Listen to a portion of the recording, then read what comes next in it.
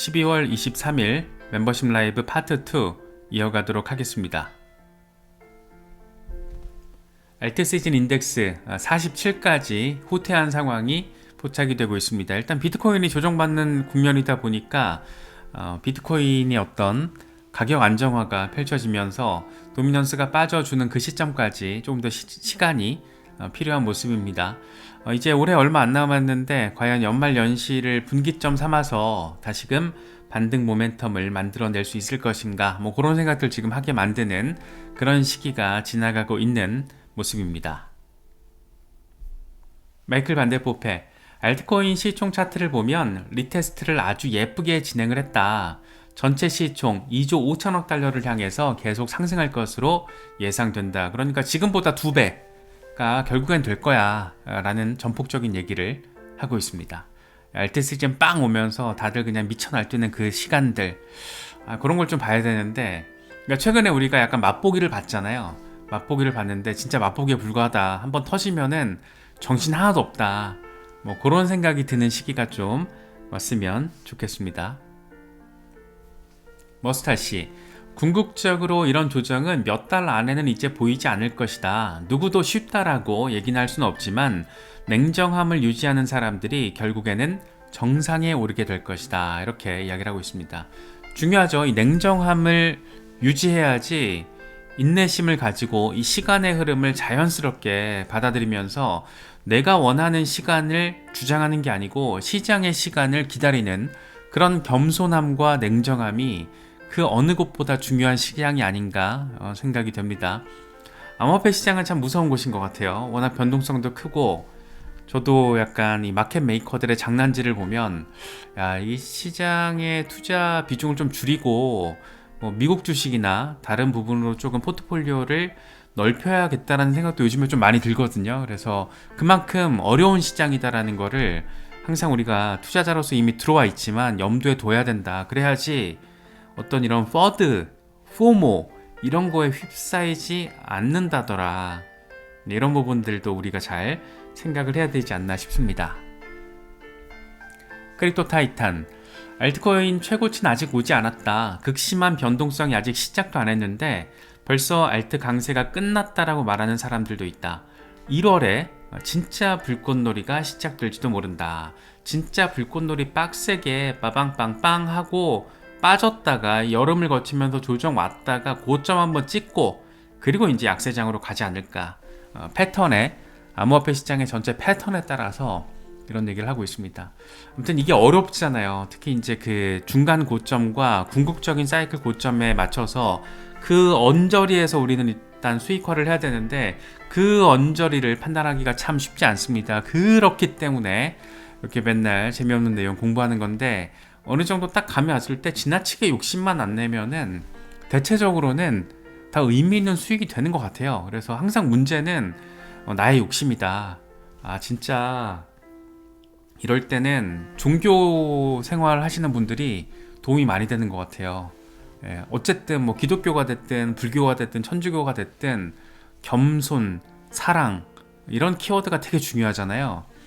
그래서 그런 키워드가 좀 마음속에 이렇게 익숙하신 분들이 이런 대응할 때 조금 막연하게 욕심내면서 의미 있는 타이밍을 놓치는 그런 실수가 좀 덜한 것 같아요. 그래서 지금 브리즈님 말씀하시는 것처럼 나무 아미탑을 관세음 보살이 됐든 아멘이 됐든 할렐루야가 됐든 아무튼 멘탈 중요합니다. 그래서 너무 욕심내면 항상 이걸 경험하게 돼요. 이때를 이 어딘가에서 매도를 해야지라고 준비를 해야 되는데 항상 더 오르겠다 싶을 때 꼬라박는 게 거의 약간 원칙이잖아요. 그래서 이때 더 오를 때 역시 하면서 더 오를 거야 하다가 이제 이때, 그러니까 우리가 이걸 경험했잖아요. 이게 어마어마하게 사람 진짜 피말린다라는 거 경험식 있으신 분들은 항상 이 목표치를 상투에 팔아야겠다 라는 마음이 생길 때는 상투 잡히는 상황이 생깁니다. 그래서 항상 한 무릎쯤에 매수해서 막 떨어지는 칼날을 잡지 말고 반등하는 거 보고 무릎쯤에 매수했다가 한 어깨나 목 어디쯤에 팔면 딱 좋지 않나 싶어요. 근데 그게 되게 어렵잖아요. 그 정도로 마음을, 내 목표 타깃을, 뭐 시장이 막 미쳐 날뛰는데 한 목이나 가슴쯤에 왔을 때는 엄청난 포모가 이 시장 감싸 안을 때잖아요. 그래서 그때 참 어려운데 그걸 이번에는 다들 잘 해내시면 좋겠습니다. 분명히 오긴 올 거예요. 그 타이밍 언저리가. 그래서 지금 딱 그게 눈에 잘 보이게끔 표시가 돼 있길래 말씀드려봤습니다.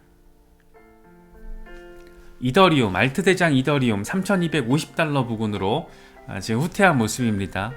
과연 어떻게 될까?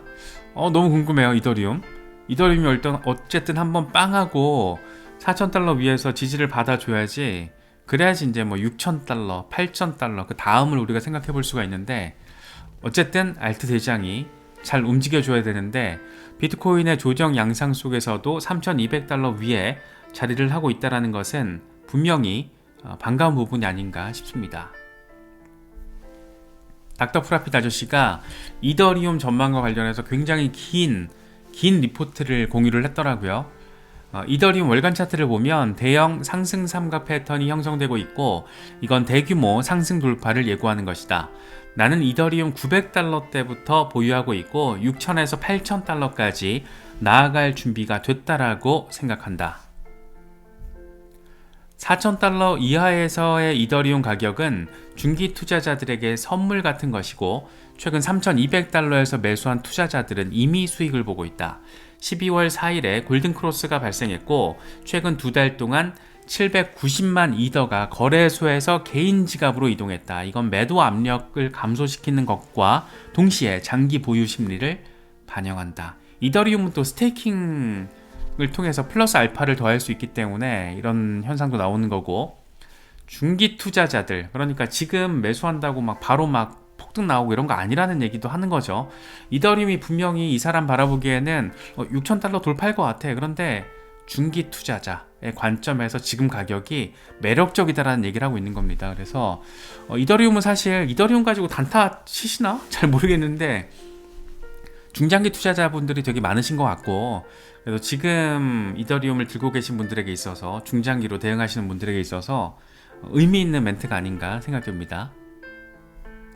그러면서 고래지갑 104개가 지금 전체 이더리움 공급량의 53%를 보유하고 있는데, 이 고래들이 지금 4000달러 아래에서 더 많은 이더리움을 축적하고 있다. 도이체방크는 이더리움 블록체인 기반 레이어 2 솔루션을 개발하고 있고, 이건 자산 토큰화에 이더리움이 핵심적인 역할을 할 것이라는 점을 시사한다. 이게 진짜 재밌는 부분이죠. 우리가 맨날 강조하고 있는 실물 자산 토큰화 이슈와 관련해서 결국에는 이더리움이 대장 역할로서 엄청 전폭적인 혁신의 가운데에 서게 될 것이다. 이런 얘기 지금 하고 있는 겁니다. 2030년에 이더리움은 자산 토큰화, 디지털 금융의 중심 기술로 자리를 잡을 것으로 예상된다. 과거 민코인 열풍은 이더리움 네트워크의 가능성을 시험하기 위한 과정에 불과했다라고 판단한다 라고 이야기를 하고 있습니다. 이더리움 기반의 민코인들 한번 쌩 난리를 핀 적이 있었고, 올해는 그게 이제 솔라나 기반으로 쌩 난리를 폈었죠. 그런 상황들 재밌어요. 그렇게 이더리움 위에서 민코인들이 쌩 난리를 폈던 게 지나고 나서 보니까 정말 엄청난 자본들이 토큰화 되더라도 이더리움 네트워크는 이거를 수용 가능할 수 있구나, 얘네 진짜 지금 잘하고 있다니까, 이런 얘기를 지금 하고 있습니다. 중장기 투자하시는 분들은 상당히 기분이를 좋게 만드는 그런 리포트 내용이 아닌가 싶습니다. 비트와이즈 같은 경우에도 굉장히 전폭적인 얘기를 했었죠. 최근 이더리움 ETF 유입량이 증가하는 것을 비롯해서 변화가 나타나고 있다. 특히 RWA는 이더리움 부활을 위한 연료가 될 수 있다. RWA는 전 세계적으로 약 100조 달러 가치가 있고 엄청난 기회를 만들어낼 것으로 예상한다. 토큰화는 더 이상 먼 꿈이 아니다. 그리고 현재 이더리움이 RWA 시장의 81%를 점유하고 있다. 생각해보면 블랙록의 비들, 이더리움 기반의 첫 번째 국채 토큰화 펀드 비들도 이더리움 기반으로 시작됐잖아요. 지금 뭐 잘 되고 있고, 이런 거 바라보면 RWA 테마는 앞으로 블록체인 시대가 본격화되고 혁신의 속도가 가속화되면 될수록 관심받을 수 없는 분야이고, 이 테마와 관련해서 이더리움이 역시나 대장급의 역할을 하게 될 것이다 라는 그런 이야기들이 곳곳에서 나오고 있다라는 거 참고하시면 좋을 것 같습니다. TH트레이더 앨런 이더리움 BTC, 이더 BTC 월간 차트예요. 그러니까 비트코인 대비 이더리움의 퍼포먼스를 볼 수 있는 거죠.